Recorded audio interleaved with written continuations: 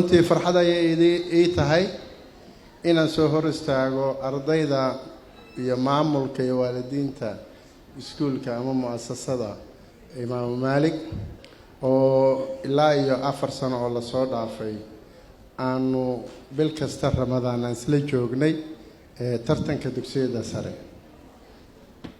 maantay waa maalin weyn u ah ardadii ka baxday dugsiga dhexe ee aadaysa dugsiga sare ee aadaysa jaamacadda. waxaan xasuustaa maalintan ka baxay dugsiga sare xaaladaysa ay ahayd ardayga 3 mar ayaa ugu adag noloshiisa go'aan ka qaadashadiisa.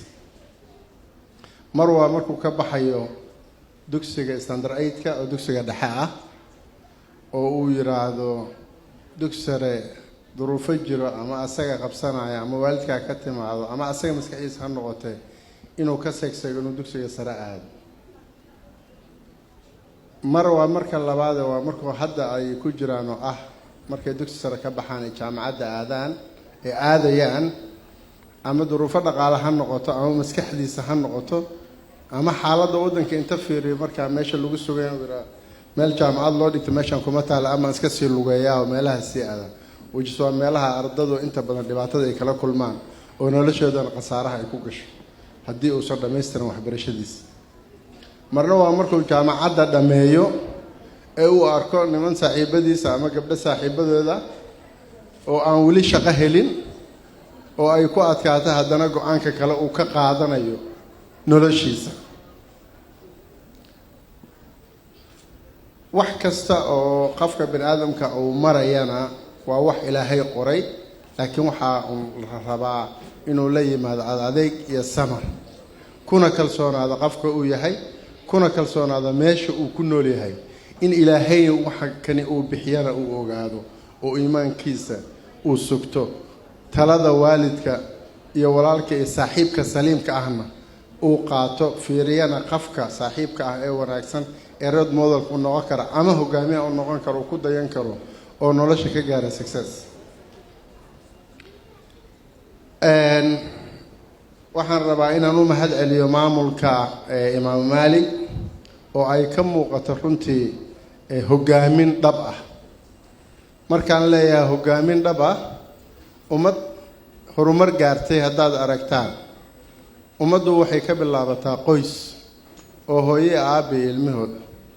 qoyska haddii aabuhu leader fiican yahay wanaagsan qoyska waa la amaanaa waxa la yiraahdaa reer hebel waa dad fiican. haddii wiil fiican haddana u soo baxo ammaantu way sii laba jibaarantaa.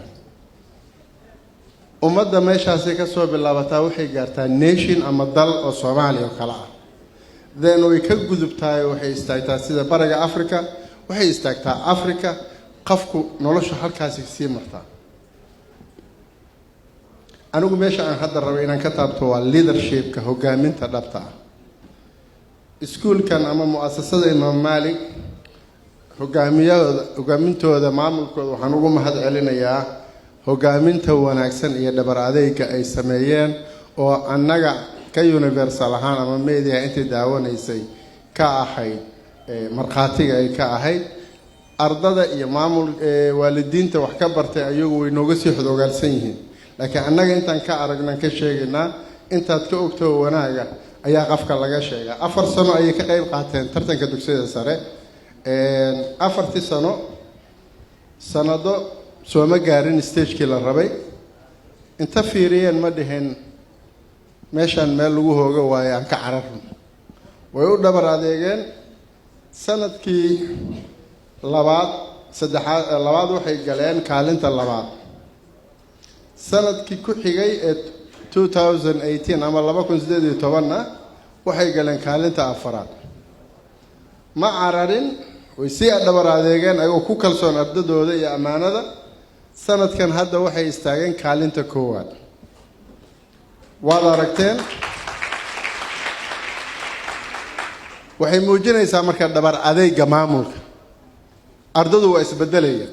arday sanadka hore tilmaamay imaanankii qaar haray qaar baxay laakiin maamulku inuu ku kalsoon yahay ardadiisa tartankan uu nasiib yahay maalin uu qaadi karo ayuu ku adkaystay wuuna soo istaagay maantay oo waxay galeen kaalinta koowaad 24 iskuul waxay ka kaleen kaalinta koowaad runtiina waxaan ku ammaanayaa ardadii maalinta ay tartankan ka soo qayb gashay kaalinta koowaad galeen intay tartanka ku jireen waxaad moodaa inay ku jireen jihaad